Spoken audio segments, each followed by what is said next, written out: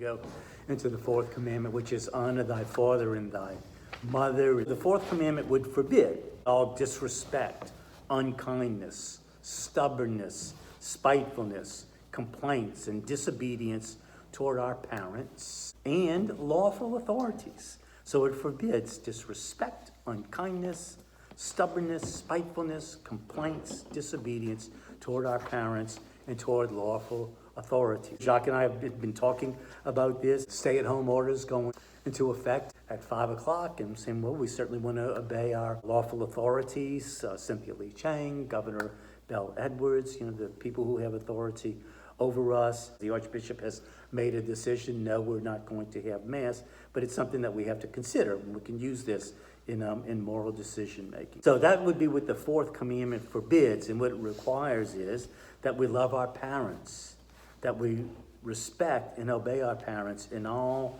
that is not contrary to God's law, and that we help them with all of our needs. So we obey our parents, children, teenagers. And sometimes parents might ask kids to do something that's contrary to God's law.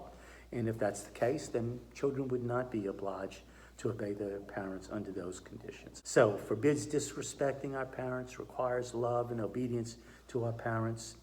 And we have to remember that God is the source of parental authority. Now this may surprise you too, is that the fourth commandment also outlines duties of parents toward their children. And these would be considered the duties of parents toward children. That we love our children. This is our duty. It's our duty to have our children baptized. That we provide for their spiritual, emotional, and physical needs. That we instruct them and we give them a Christian education. That we train them by word, by teaching them, and by our examples in the practice of virtue, and that we counsel and guide them in forming our conscience. So that's our duty, is to be good parents to our children, and some of the specifics are given for us right here. And again, that it is the duty of parents to give a Christian education. It's hopefully the Catholic schools are going to support everything that we do in giving our Christian education, but it is our duty. The fifth commandment again, and it's, thou shalt not kill. This would require us to take care of our own life, and to take care of the lives of others, and also to take care of the life of the soul in the fullest expression of this, thou shalt not kill. It means that we be in the service of life. And again, in the fullest expression, it's the life of our bodies, the lives of others, and the life of the soul. So sins against this would include murder. I remember talking with a rabbi about this, and he says, well, the commandment forbids murder. Thou shalt not murder. And murder is one of those words that is really two words, because it means killing, but it also means unjustifiable killing, because there may be times when killing is justifiable. So sins against the fifth commandment would be murder. Certainly that would be a mortal sin. Abortion, again, would be that mortal sin. It would be the unjust killing of human life. Is it ever justifiable to destroy innocent human life? And here, abortion, that's what's happening.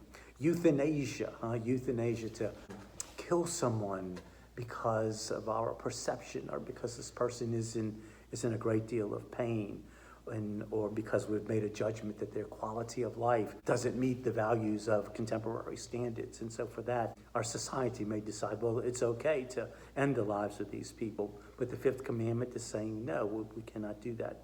We don't have any qualms about euthanizing animals that we can see that are suffering. With humans, it's different.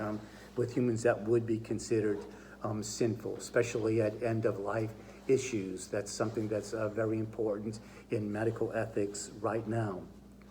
Something else that comes up a lot for medical ethicists is the idea of extraordinary means, and respirators that breathe for us, perfusionists that can keep blood flowing through us, that this would be extraordinary means. This is not the ordinary way for us to be alive. The church would never require us, would never consider it to be euthanasia if we were not to use extraordinary means. Even the church, if we were to use a feeding tube the church would say that would be an extraordinary means.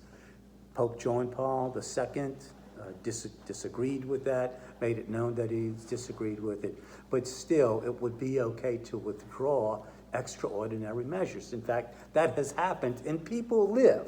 That would not be considered murder to do that.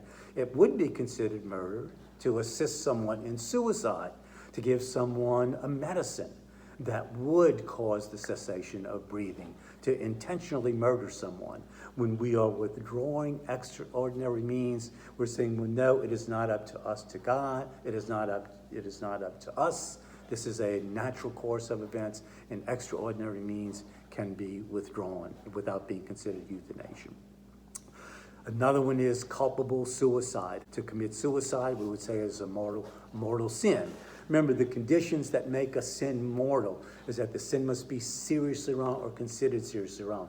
The sinner must know it is seriously wrong, and the sinner must give full consent.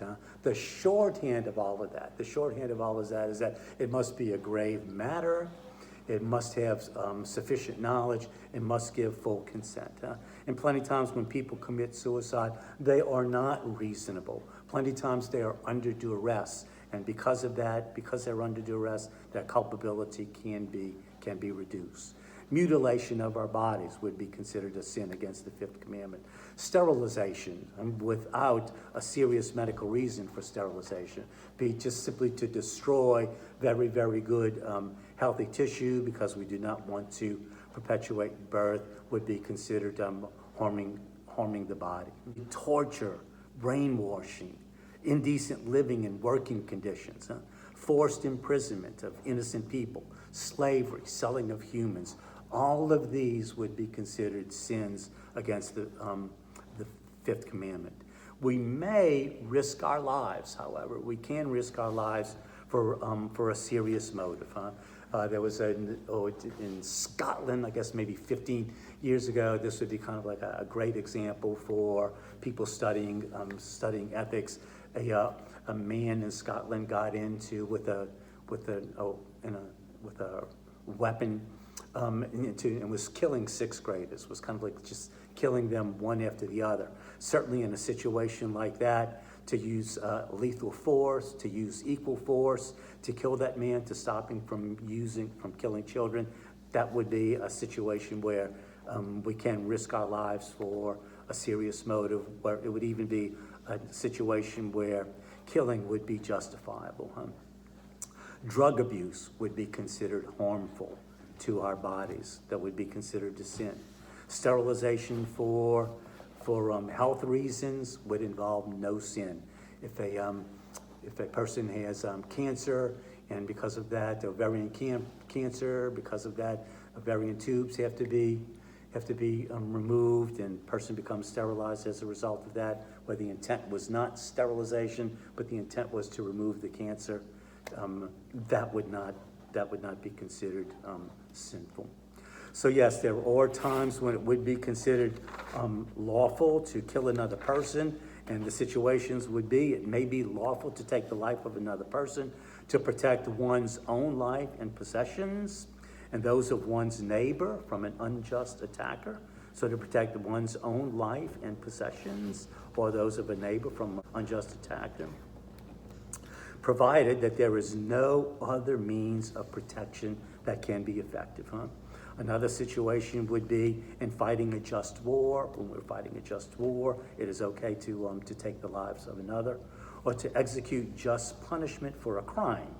Just punishment for a crime. Though right now, many Catholic thinkers hold that capital punishment is not justifiable in our time because there are prison systems that can keep those people, such as serial killers, serial murderers, separate from society. This would be the opinion, again, of Pope John Paul II.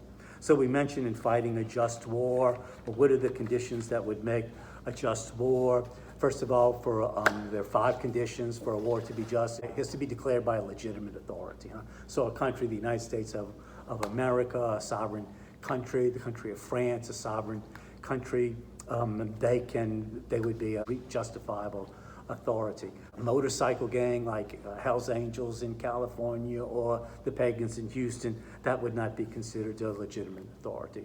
It must be for a just cause. If we want a country's diamonds, it is not a just cause. That would be not be a justifiable reason to start a war. Suppose somebody comes over to our country and begins to drop bombs on our country, attacks our country, invades our country. It would be a just cause. It would be a just reason to go to war. So legitimate authority, justifiable cause.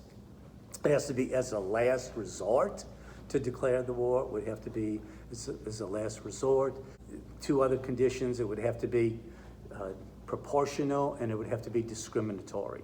But discriminatory means that we would have to discriminate in the war against innocent non-combatants, against people who are actually not soldiers fighting the war. So plenty of times when the United States is bombing other countries, there's a phrase that kind of was very popular the last 10 years, collateral damage. If we were firing upon another country, we would want to make sure that no innocent civilians, nearby schools, hospitals, children would be killed. So it must discriminate, and it must be proportional. To be proportional means that the evil that is caused by the war, by going to war, by the act of war, cannot outweigh the evil that it is intended to stop.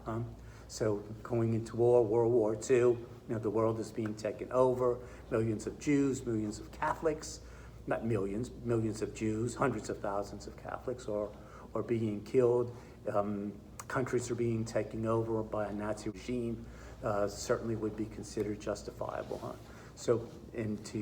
But the injury and the harm and the evil caused by that war cannot outweigh the evil that it was intended to stop. So those would be reasons or be situations where we may risk our lives, could be motives for us to risk our lives. We're obliged, again, to use ordinary means to protect our health. We've talked about that. Certainly food, shelter, medical attention, sleep. We're obliged to do this. We're obliged to take care of ourselves. Failures against the fifth commandment would consider things like quarreling. Okay, not necessarily a sin. It's against the spirit of the fifth commandment, thou shalt not kill, the little murders. So quarreling, fighting, to get into a ballroom fist fight. If you have to defend yourself, that's one situation. But to get drunk and to pick a fight certainly would be considered a failure against the fifth commandment, and depending upon the level, it could definitely be considered sinful. Anger is a failure against the fifth commandment, but anger is not a sin. Anger is an emotion, and emotions are not sin. Hatred would be considered a failure against the fifth commandment. Usually when going to confession, priests will very rarely ask you if you've committed any sins. One time in my life, a priest asked me specifically about sins. He wanted to know, do you have any form of pornography in your house? Anything? Do you have Playboy magazine or any films, videos, pictures? He asked me that question. And he also asked me, do you hate anyone? Is there anyone that you hate? Very, very unusual, but it was something that occurred in a confession one time. Definitely a failure against the fifth commandment. Revenge, drunkenness is a failure against the fifth commandment. We can put other lives, other people at risk. We can put ourselves at risk. And then again, the harmful or dangerous use of drugs, misuse of drugs. That can certainly would be failures and even can be sinful against the fifth commandment. So leading others into sin is against the spiritual well-being of others. And then the neglect to practice one's religion or improper language, immoral films, literature, immodest styles must be guarded. We have to guard children from these, and they can be morally harmful influences for other children, as well as media. So any prejudice, that we would have for other human beings would be considered against the fifth commandment, because it would be contrary to the idea of human beings, having that human dignity. So again, you're leading others into sin, improper language, immoral films, immoral literature, immodest styles of dress would be considered sins against and failures against the fifth commandment.